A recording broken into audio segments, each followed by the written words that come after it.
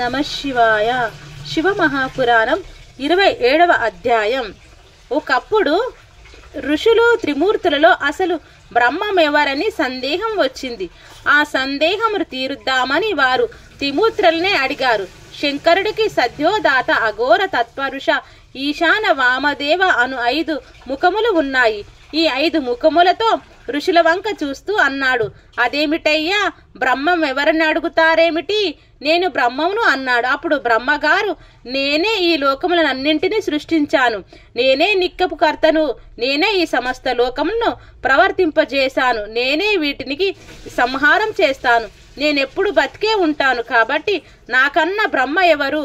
నేనే బ్రహ్మను అన్నాడు. తర్వాత పక్కనున్న విష్ణువు, బ్రహ్మ, నా అంత వాడిని నేను అంటున్నావు, అసలు నీవు పుట్టింది నా నాభి కమలంలోంచి కదా, బ్రహ్మమును నేను అన్నాడు.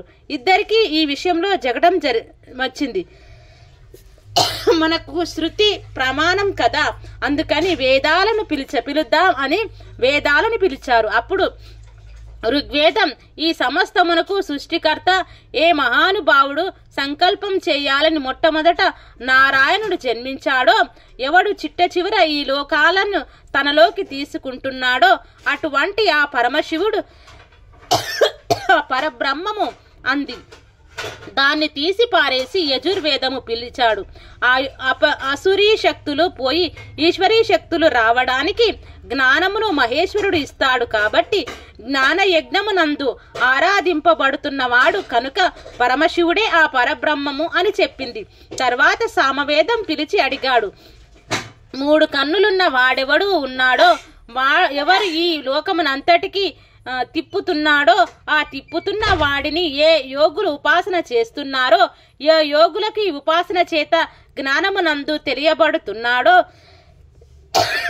ఎవరటుడు తనలో తాను రమిస్తూ ఉంటాడో అటువంటి శివుడు పరబ్రహ్మము అని చెప్పింది. పిమ్మట అధర్వణం వేదము, ఏ మహానుభావుని భక్తులందరూ సంసార సముద్రమును దాటి దుఃఖమును పోగొట్టుకుని ఆనందమును తెలుసుకొనడానికి ఉపాసన చేస్తున్నారో అటువంటి పరమశివుడు పరబ్రహ్మం అని చెప్పింది. అంటే సృష్టి చేసింది మనం కాదు, నిలబెట్టింది మనం కాదు, వేరొకడున్నాడు తెలుసుకో అని శాస్త్ర ప్రమాణం. 4 వేదములు అదే చెప్తున్నాయి. ఇప్పుడు ప్రణవాన్ని పిలిచాడు. అప్పుడు ప్రణవం, ఎవడు నిరంతరము శక్తి స్వరూపంతో క్రీడిస్తూ ఉంటాడో, శక్తి ఆయన్ను విడిచిపెట్టి ఉండదో, శక్తి స్వరూపులై వారున్నారో అటువంటి శక్తీశ్వరుడే శక్తి ఆయన శక్తితో విడవబడకుండా కలిసి ఉంటాడో అటువంటి పార్వతీ పరమేశ్వరు పార్వతీ మామార్త భాగమునందు ఉన్న శంకరుడే పరబ్రహ్మము అని చెప్పింది. ప్రణవం చెప్పిన మాటని వాళ్ళు అంగీకరించలేదు. ఈ మాటలు రుచించక పోతే ఇప్పుడు ఈశ్వరుడు దండించవలసి ఉంటుంది. కాబట్టి ఈశ్వరుడు అంతటా నిండిన పరబ్రహ్మము జ్యోతిగా మారింది. జ్యోతి సాకారం అయ్యింది. సాకారమును చూసినప్పుడు విష్ణు ఊరుకున్నాడు. కానీ బ్రహ్మ, నీవు ఎవరు? నువ్వు నా 2 కనుబొమ్మల మధ్యలోంచి పుట్టిన రుద్రుడవు, నన్ను స్తోత్రం చెయ్యి అన్నాడు. బ్రహ్మలో మార్పు రాలేదు. ఆయన దండింపబడాలి. కాబట్టి ఇప్పుడు ఆ జ్యోతి ఘోర రూపమును పొందింది. ఏమి నీ ఆజ్ఞ అని మొదటి రూపమును అడిగాడు. అహంకారంతో మాట్లాడుతున్నాడు. 5వ తలను గిల్లే అంది. ఇప్పుడు ఈ స్వరూపం ప్రచండ రూపమును పొందింది. దిగంబరమై 5వ తలను గోటితో గిల్లేసింది. ఆ రూపమే కాలభైరవ స్వరూపం.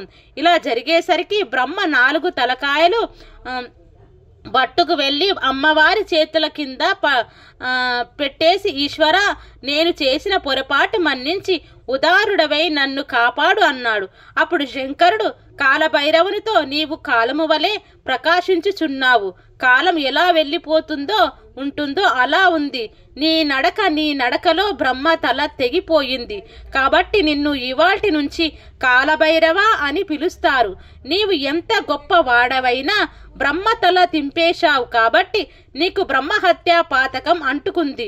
ఈ 5వ తలకాయ పుర్రెను చేతిలో పట్టుకుని 12 సంవత్సరములు భిక్షాటన చేసి ఆ కపాలంలో తిను. అప్పుడు నీ బ్రహ్మహత్యా పాతకం పోతుంది. పుట్టేటప్పటికే నీ స్వరూపములు చూసేటప్పటికీ లోకం అంతా గజగజలాడిపోయింది. కాబట్టి నిన్ను భైరవ శబ్దంతో పిలుస్తారు. ఎవరు ఈశ్వరుని ధిక్కరించి ఇచట బ్రహ్మ బ్రతుకుతున్నాడో వాడి ప్రాణోత్పానమును అవగానే నువ్వే కాపాడతావు. దీనిని భైరవాయాతన అంటారు. అప్పుడు జీవుడు నిన్ను చూసి హడలిపోతాడు. కాని ఎవరూ నీ గురించి వింటారో, శివాలయమునకు వచ్చినప్పుడు ఎవరును కాలభైరవుడి యందు శిరస్సు వంచి నమస్కరిస్తారో వాళ్ళ పాపములను నీవు తీసేయి. అలా తీసేసే శక్తిని నీకు నేను ఇచ్చాను కాబట్టి నిన్ను అమర్తకుడు అని పిలుస్తారు. ఇక నుంచి నీవు నా దేవాలయంలో క్షేత్రపాలకుడవై ఉంటావు. భక్తుల పాపాలను తీసేసి వాటిని నువ్వు తినేసేయి. నువ్వు పాపములను తినేసి వాళ్ళను రక్షిస్తావు కాబట్టి నీకు పాపభక్షకుడు అనే పేరును ఇస్తున్నాను. నిన్ను కాశీక్షేత్రమునకు అధిపతిగా ఉంచుతున్నాను.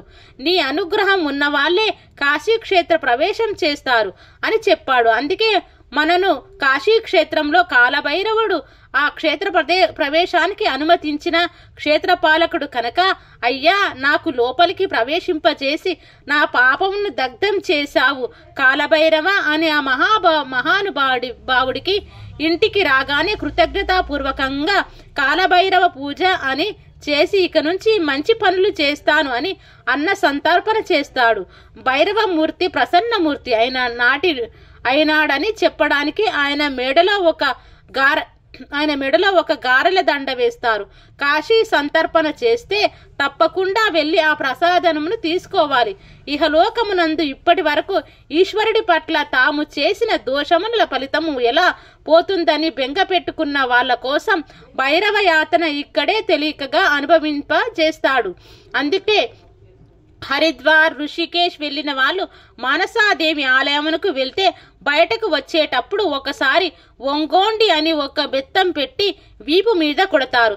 అది భైరవ యాతన అని ఆ కర్ర టప్పు అంటుంది. అక్కడితో పాపాలు పోతాయి. ఈ విధంగా ఆనాడు పరమేశ్వరుడు కాలభైరవుడికి ఇన్ని వరములను గుప్పించాడు.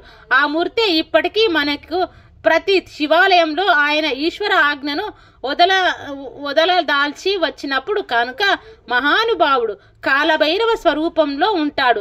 ఆయన భక్తుల పాలిట కొంగు బంగారం. ఎవరు ఈశ్వర ధిక్కారం చేస్తాడో వారి పాలిట భైరవ దర్శనంగా భయంకరంగా కనబడతాడు.